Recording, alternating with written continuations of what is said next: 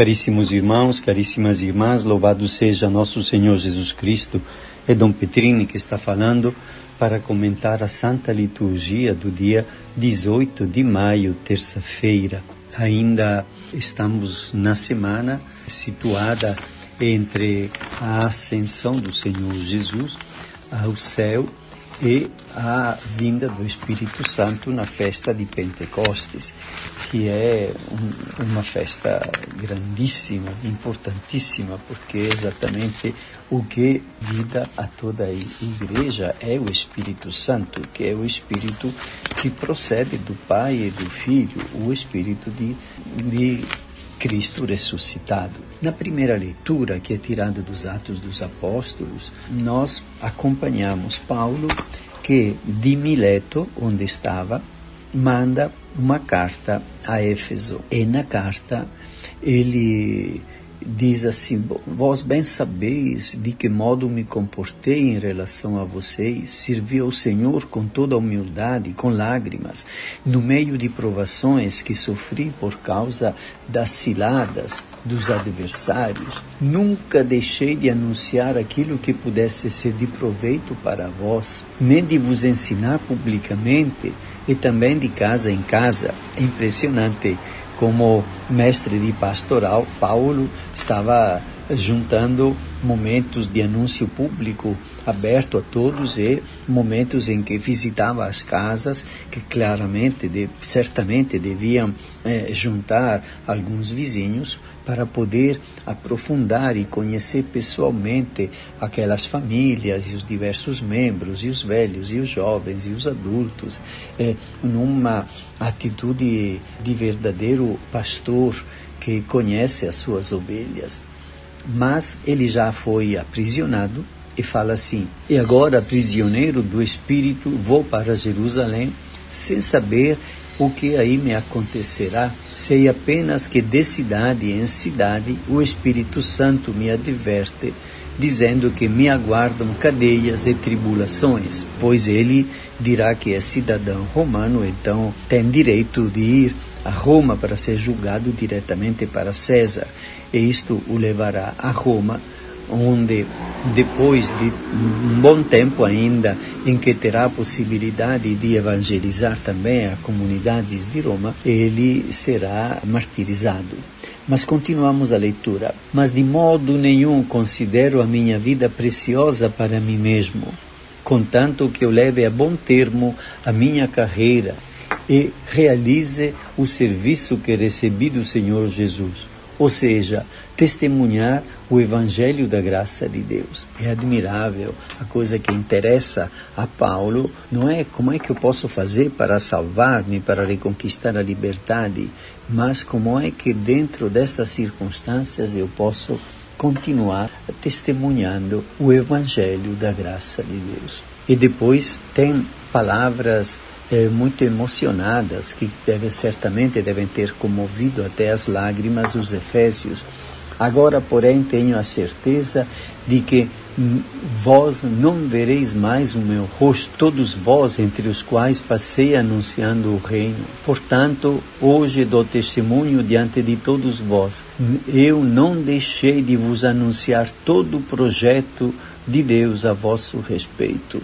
E assim, o apóstolo Paulo quer recomendar, no fundo, aos efésios que eles não fiquem vacilando no caminho da fé, o caminho pelo qual o próprio Paulo está agora aprisionado e sem saber exatamente o que lhe vai acontecer.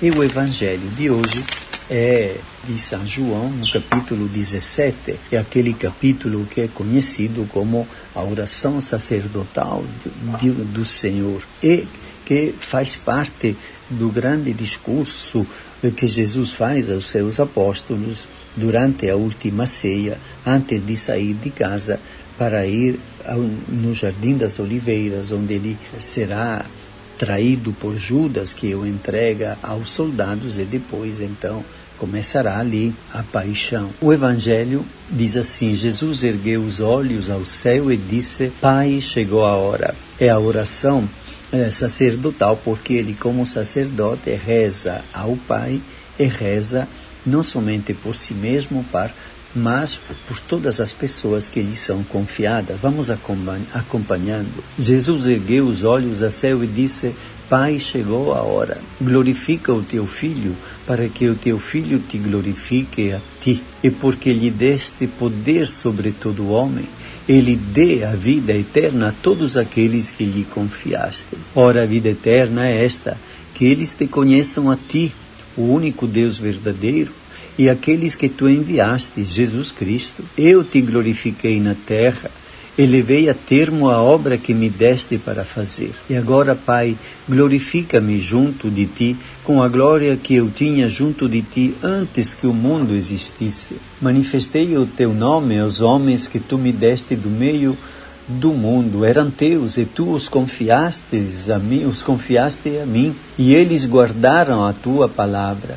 Agora, eles sabem que tudo quanto me deste vem de ti, pois dei-lhe as palavras que tu me deste, e eles as acolheram, e reconheceram verdadeiramente que eu saí de ti, e acreditaram que tu me enviaste. Eu te rogo por eles, não rogo pelo mundo, mas por aqueles que me deste, porque são teus. Tudo que é meu é teu, e tudo que é teu é meu, e eu sou glorificado neles.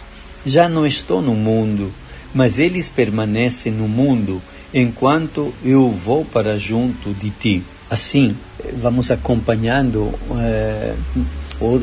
nos próximos dias outras partes desta mesma grande oração de Jesus, que vai rezar pela unidade. É maravilhosa, esta oração sacerdotal de Jesus. Mas já nos interessa, em primeiro lugar, esta atitude de rezar ao Pai por todos aqueles que o Pai lhe confiara.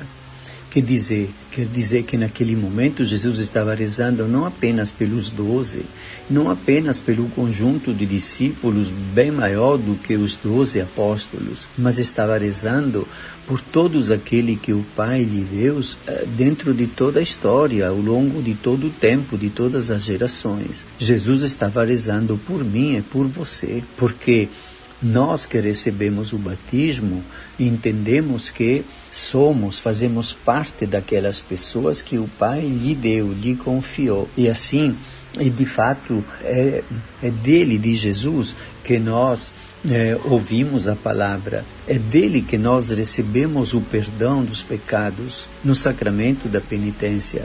É ele que nos alimentou e nos deu vida nova com sua palavra e com a Eucaristia. E então, certamente, é o Pai que lhe deu a nossa vida em suas mãos. E ele agora roga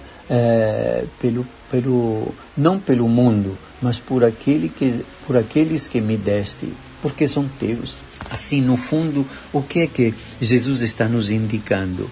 Está nos indicando que o nosso lugar é naquela comunhão que une o Pai e o seu Filho Jesus. E pelo poder do Espírito nós somos chamados como hóspedes a participar desta comunhão que é divina e humana, que é divina pela comunhão entre Jesus, o Filho, segunda pessoa da Santíssima Trindade, e o Pai. E pelo poder do Espírito, nós, com a nossa humanidade, participamos desta comunhão misteriosa. Se nós pudéssemos encontrar, fazer experiência profunda deste grande mistério, certamente seríamos pessoas renovadas. Te abençoe Deus Todo-Poderoso, Pai e Filho e Espírito Santo. Amém.